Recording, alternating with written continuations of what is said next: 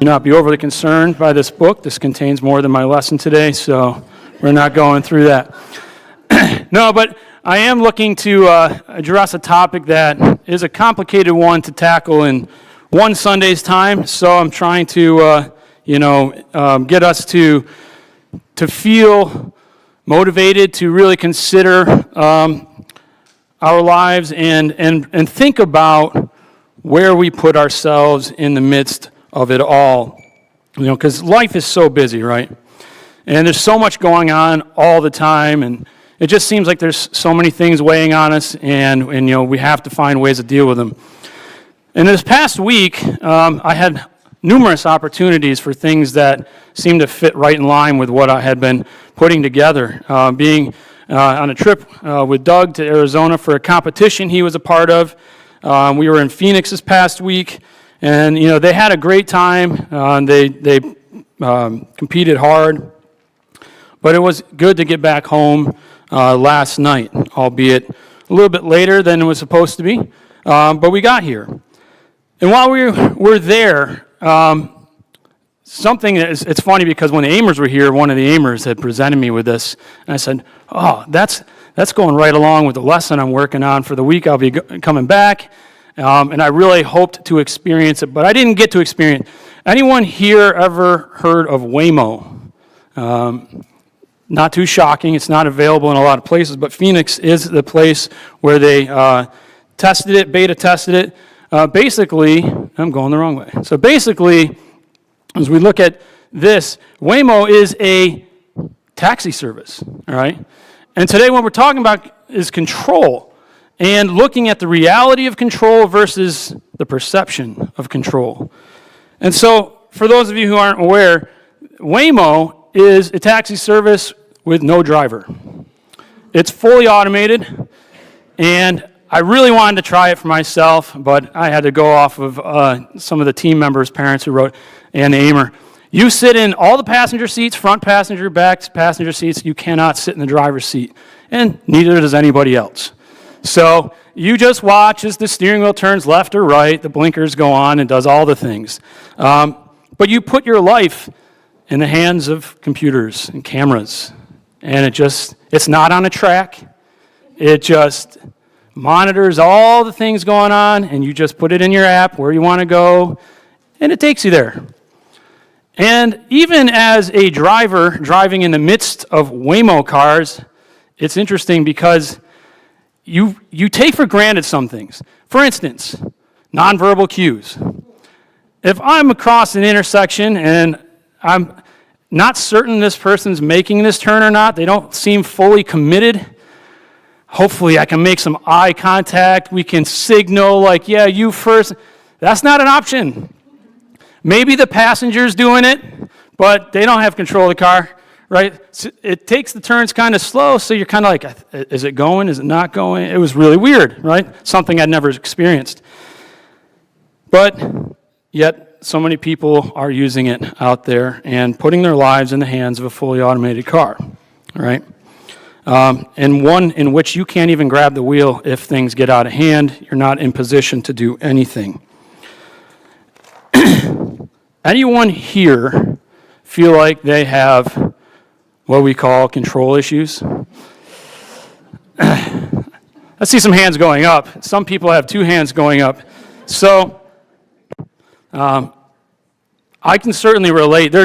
I would say, if I'm being honest, there's certain types of areas of life or situations in life where I want it locked down and it's got to be absolutely ordered. And then there's other areas where I'm just like, whatever happens, well, it's fine. So maybe you're like that too. But that's what I want to talk about is control. Because it seems like too many of us out there are driving through life maybe more like this, right? Like this kid on the right. Our hands are on a steering wheel that doesn't actually turn anything.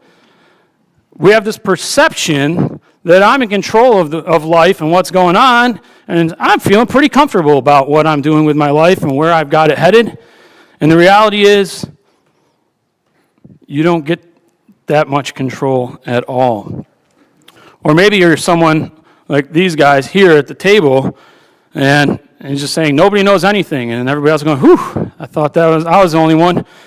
So maybe we're taking the stance of, I want nothing to do with anything, and I don't want to take control, and I don't want to face what's in my life, or I don't want to face what's going on around me. I just feel like these are two kind of extremes, right, where we want either all the control or we're just looking to not deal at all. And so both, I think, are an illusion, right? In the one sense, you can't control everything. It's not going to happen. There's so much about your life you don't get much say in. Or even for all you try, you can't make a certain outcome come to be. That's an illusion that you can be in total control. And we hear things like, oh, you can do anything you put your mind to. No, I can't. There's a lot of things that as a kid I thought that was true, and it didn't work out, and maybe even as an adult a few times it's happened, right? And the flip side, I can't just not do anything and think it's all going to work out. Somehow it's going to resolve. That's also an illusion. So hopefully, we can address that today, that we're not spending too much time and energy trying to keep control over things in our lives, or that we're not being crippled by fear and anxiety and pressures because of the sense of lack of control we feel like we have in our lives, or at least as we perceive it, right? So my goal today is to help us see what I would say is reality. That God is in total control at all times anyway. That's point number one. Whether we believe in God or not, the Bible is clear that God is in control. And that it's not really dependent on my perception of whether he's in control or not. He's in control. It's just fact to him. Job 12:10 puts it this way: in his hand is the life of every living thing and the breath of all mankind. Colossians chapter 3, verses 16 and 17. For by him all things were created, in heaven and on earth, visible and invisible, whether thrones or dominions or rulers or authorities, all things were created through him and for him. And it goes on to say, he is before all, and in him all things hold together. That's a comforting thought. And if you're a control freak, it's also maybe a sobering thought. You see, Satan, I think, really enjoys getting us off track, doesn't he? The truth is, he's always trying to get us to see something that's not real. He doesn't want you to see what's real because he doesn't want you to go where he isn't going. He gets us off track. But God has been and always will be in total control. Whether we accept that or not, or whether it feels like it or not, or whether we see that in a given moment or not, that is the reality. The second point I want to cover regarding control is this: that we truly benefit when we accept this reality. There's benefits that come with accepting this. When we can understand and accept in our minds that God's in control, even though it looks like nothing is in control, God is in control. And if I'm feeling like I'm totally in control, remind yourself, no, you're not. God is in control. As I said earlier, we humans, we tend to spend way too much time and energy trying to control our lives, or else expend too little time and energy trying to live them out when we succumb to the thought that there can be no control, that there's nothing that exists that's greater than our problems. We live, therefore, either wanting to play God, right? Or as if there is no caring or authoritative or powerful God that exists that can handle or be with me or help us or equip us to get through our lives. Choice, therefore, is often how we perceive our level of control in our lives. There's an article that the National Institute of Health put out, and as I was reading through it, this is what it said about choice. Choice is the vehicle for exercising control. For a given goal state, there's a desired outcome. When an individual chooses actions, that lead to the desired outcome, the experienced contingency results in the perception of control. So if the action results in reward, then the specific action taken is reinforced. However, the decision-making process itself, the opportunity for choice, is also reinforced. For any specific goal state, the value of the exercising control through choice may depend on certain personal and cultural values that may be learned, as well as situational factors, including the complexity of the choice and all these things that can go into a situation, they go on to say. The ambiguity of uncertainty of choice outcomes and whether or not potential risk or threat is involved also apply.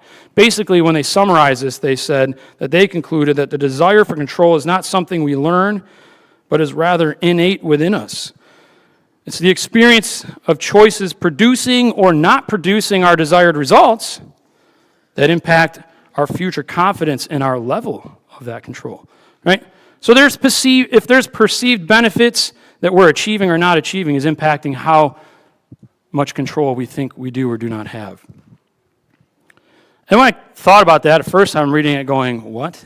But then I'm thinking, this kind of makes sense biblically when we look back. God made man and gave authority to man to rule over and care for all of creation. Initially, this was the plan. We were given also choice from the start. But were we ever called to be in control? I couldn't find that. God has always been in control, and He's sought for us to rule under that control. We have some biblical examples, for instance, of people who misunderstood the reality of who is in control. If we go to 1 Samuel and we go to chapter 13, you only have to go to the first king of Israel to drum up an example of such things, right? When we misunderstand where the control lies and who it is that's in control, we start making bad decisions. We start taking bad courses of action. That's exactly what Saul does here. Starting in verse 8, we're told he waited 7 days, the time appointed by Samuel, but Samuel did not come to Gilgal, and the people were scattering from him. So Saul said, "Bring the burnt offering here to me, and the peace offerings." And he offered the burnt offering. And as soon as he had finished offering the burnt offering, behold, Samuel came. Man, isn't that how it happens sometimes? Oh, man, you lose the patience, you step in, you take the action, and right as you finish taking the action, you get caught. That's what happens. The other person shows up, right? Anyway, going on. And Saul went out to meet him and greet him. He's obviously oblivious to what his situation is. He's excited to see Samuel. And Samuel said, "What have you done?" And Saul said, "Well, when I saw the people were scattering from me, and that you didn't come within the days appointed, and that the Philistines had mustered at Michmash, I said, now the Philistines will come down against me at Gilgal, and I have not sought the favor of the Lord. So I forced myself and offered the burnt offering." And Samuel said to Saul, "You have done foolishly. You have not kept the command of the Lord your God with which he commanded you. For then the Lord would have established your kingdom over Israel forever. But now your kingdom shall not continue. The Lord has sought out a man after his own heart." Saul's panicking. There's war in front of him. Philistines are mustering up. He's been waiting. I think we got to give him credit. He's been waiting the 7 days. He was told 7 days. He waited the 7 days. It's getting intense. Guys are scattering. People are getting afraid. Soldiers are losing hope.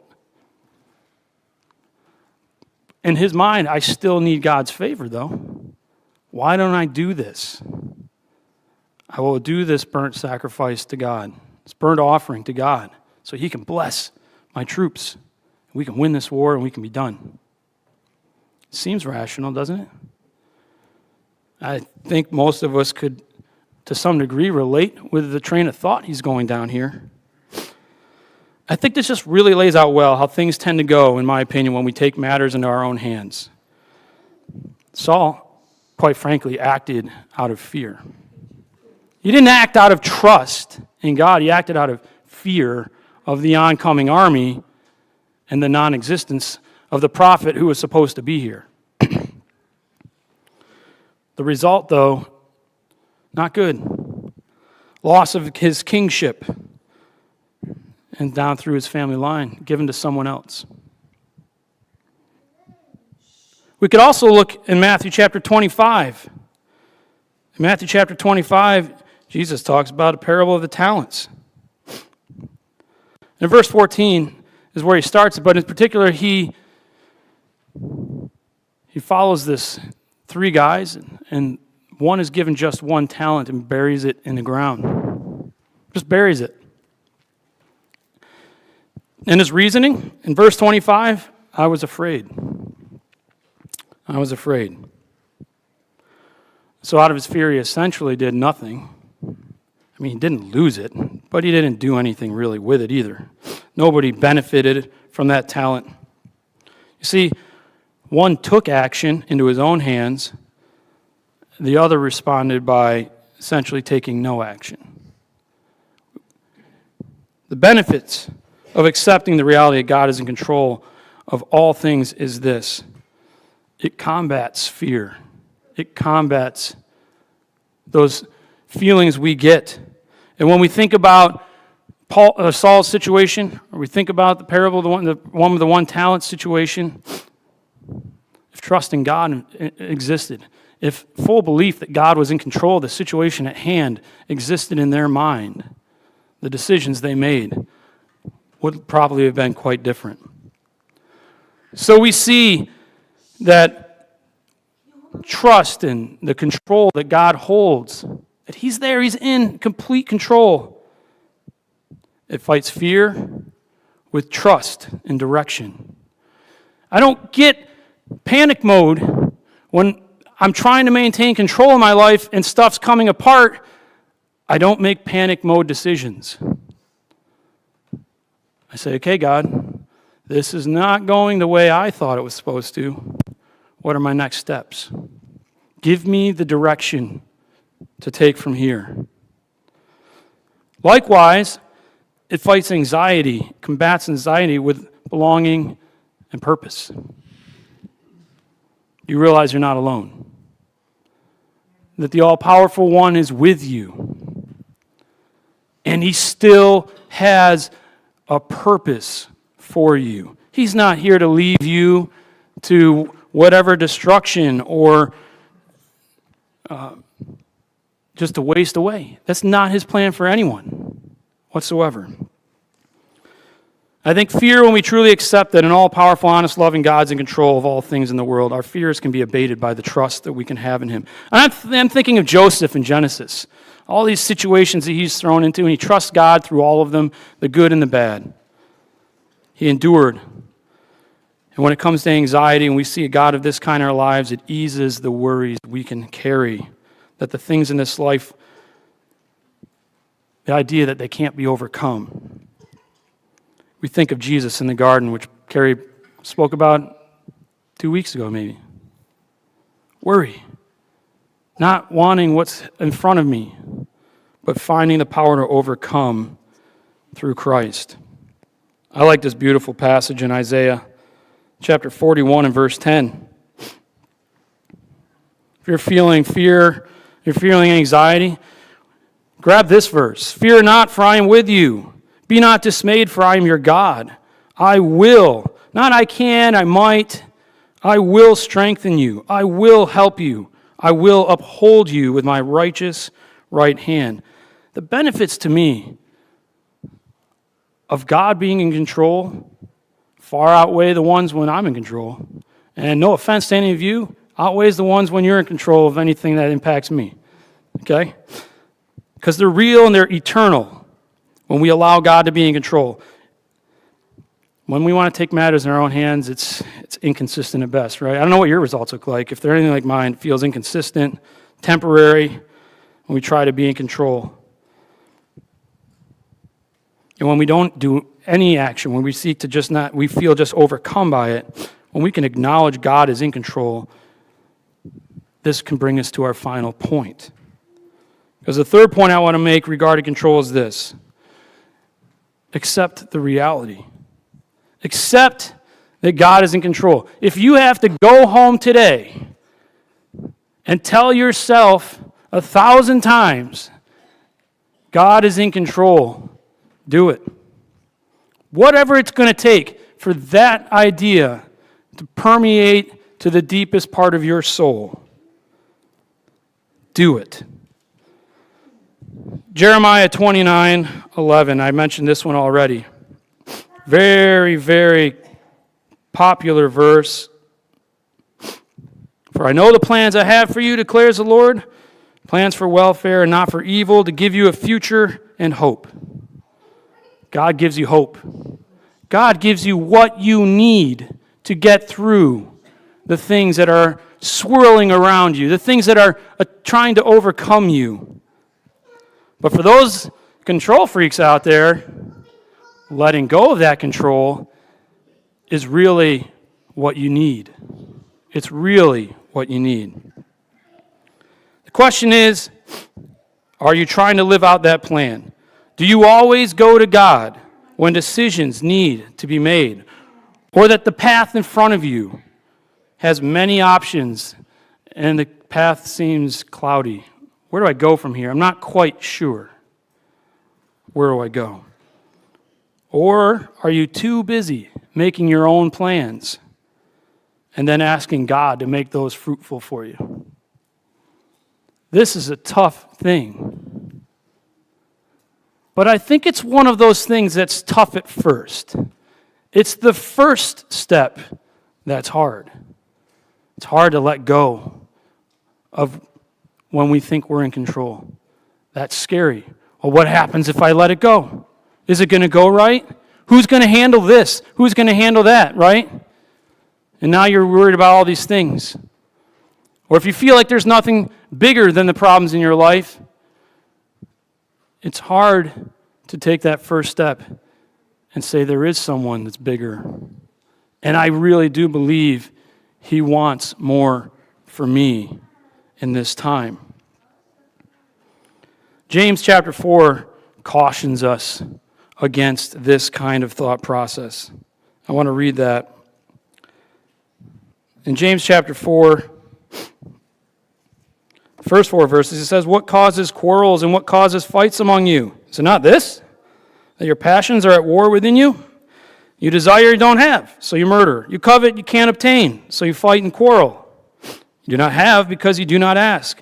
You ask and do not receive because you ask wrongly to spend it on your passions. You adulterous people, do you not know that friendship with the world is enmity with God?" And if you skip down to verse 13, he goes on to say, "Come now, you who say today or tomorrow, we're going to go into such and such town, spend a year there, trade, make a profit. Yet you do not know what tomorrow will bring. What is your life? For you are a mist that appears for a little time and then vanishes." We like to think we're in control, some of us. Think we got grand ideas, things that got to be done. And I would say this. If God has put those things in your heart to be done, then get to it. See it through. But give Him the glory for all He's setting up before you. Or, if you find that you're neither looking for God's plan in your life nor making a concerted effort towards that plan because you're currently frozen in fear or doubt or depression and anxiety, I would call on you to think about Jesus' words in Matthew 6:34, where He draws us and tells us, do not worry, for who can add a single day to their life? Or I particularly like the passage in John chapter 16 and verse 33.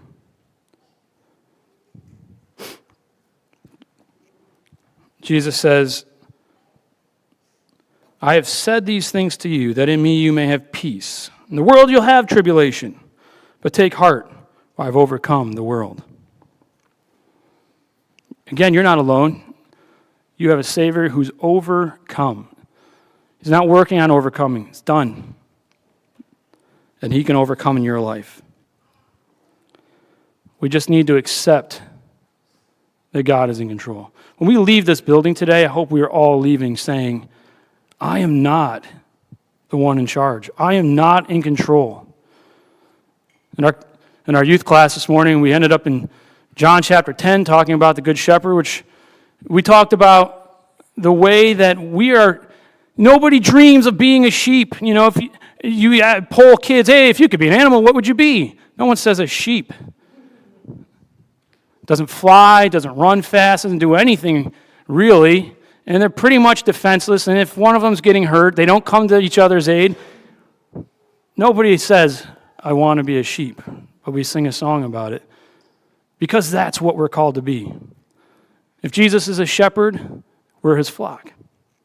We're not called to make the shots, we're called to take them.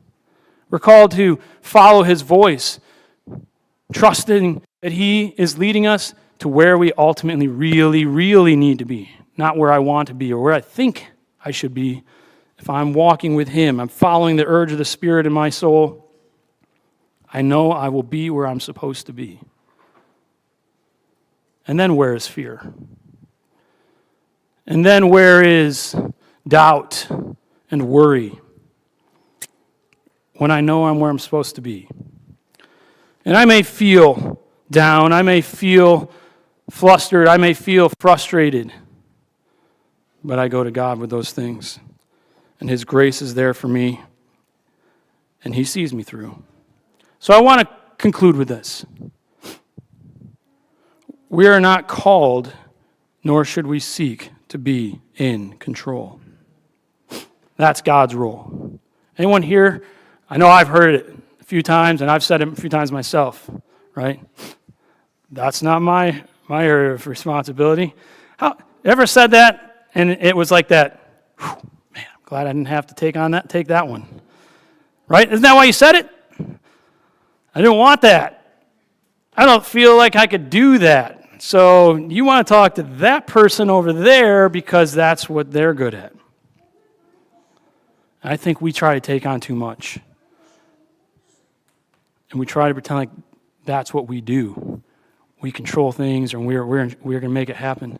When we're able to say, God, I don't know, what do you got for me? What's my next move? That lifts a burden off, because I'm not wondering where I'm going to come up with my answer. It's on the shoulders of someone who can handle that. And I know I just need to hear his voice and follow it through. That's God's rule, and the sooner I believe that we accept that, the better off our lives and our faith are for it. So we're not called to be control freaks. As I thought about it, I was like, well, there's a real significant difference. There's a significant difference between confident execution of God's plan in our lives and being a control freak. I might do some things confidently, and maybe you perceive it as control, but if I know that's what God's calling me to do, then I'm just doing what I was told to do. But it's different if I'm trying to control you or anyone else or situations to manipulate them for myself.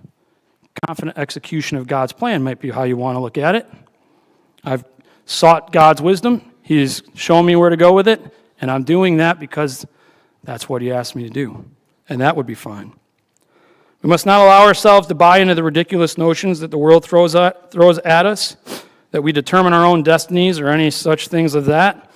We control very little, really. The best use of control you can exercise, in my opinion, is the choice to just simply accept that God is in control. From there, we know where to go for the answers. We seek his guidance as to where you live, what we do, how we glorify him in our daily life with the things that he's provided us and given us to work with. And only then are we truly led by our Savior. If you find yourself frozen by fears and anxieties or pressures, I'm here for you, but I don't have all the answers for you. I'm here for you, but I can't make your things go away. God is there and has the answers. God is there and knows what that plan is for you. But do know this, there is a plan for you. And it isn't to be abandoned by God. And I certainly hope you would not find yourself abandoned by this family here either. Seek it more than anything that you have ever sought before, if that's where you are today.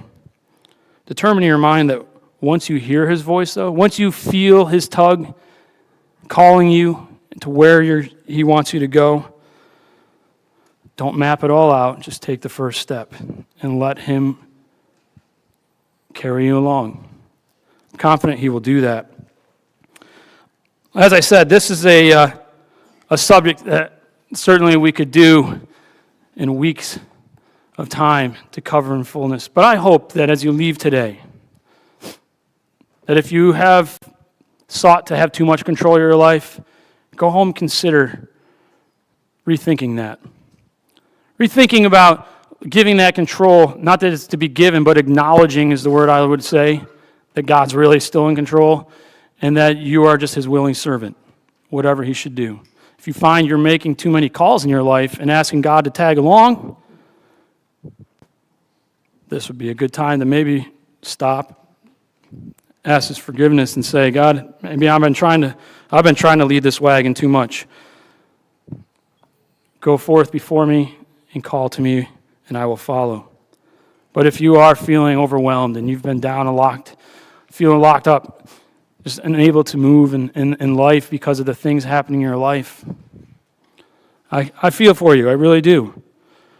But I also want you to not be fooled by the veil that Satan has before you, that he wants you seeing this whole time. Because the reality behind that is, you have a God whose power you can't fathom in your corner. As we close today, I want to say to those of you who may be visiting or online, if you don't have or haven't come to Christ in your life, I'm sure you are familiar with the things we've talked about today. Christ wants to be the answer, because he is the answer. And if you're interested in what he can do for you, we would love for you to come forward as we have this song. If you're here today, you're a child of his already, but this has just been a tough go this year, or things have been really loading up, or you're feeling like, man, I really would love to give that load off to God. We would also love to hear from you this morning so we can pray for you and help you in any way we can as we come and stand and sing.